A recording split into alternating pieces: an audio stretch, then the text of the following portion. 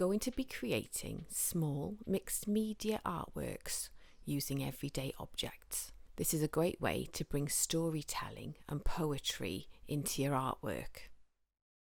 For this you'll need papers, you'll have some fine liner pens, some big luggage labels, matchboxes of various sizes, some big lolly sticks, some cotton reels, some elastic bands and some double-sided tape.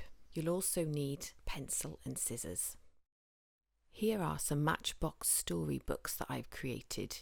Each one is decorated on the outside, and inside is a strip of paper that's either a comic strip or a picture, which then gets tucked back inside the box.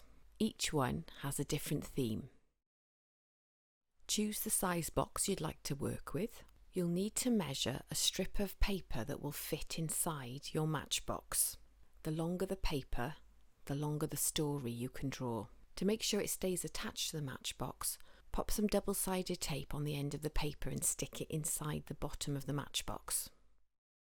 As an alternative to a long length of paper, you could create pages, and these could be stuck together using the double-sided tape as well, so that when you open the matchbox, you've got pages to turn.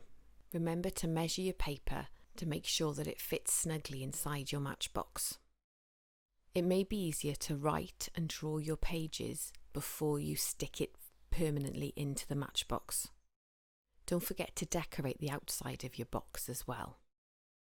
Once you've created your story in a box, you'll start seeing other places you could put your stories. Wooden cotton bobbins make really good paper scrolls. Measure your paper and stick one end to the cotton bobbin, and this will give you a nice long length of paper to do your artwork on. Once you're finished, you can just roll it up and pop an elastic band on it to keep it safe. Luggage labels can make really lovely miniature canvases. Create your artwork and then you can use the strings to hang it up and display it. When you're working on such a small scale, the fine liner pens really help with all those little details. Once you've drawn the pictures, you can also add other elements, so you may wish to use sequins or collage again.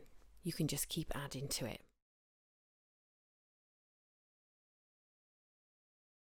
Another idea is to create a picture that you can tuck inside 2 lolly sticks. You'll need to measure the piece of paper to make sure it fits. Draw your picture and then fold it into a concertina, like a fan. You then stick a lolly stick on both ends using the double-sided tape. Fold your picture up and then pop an elastic band on it to keep it closed.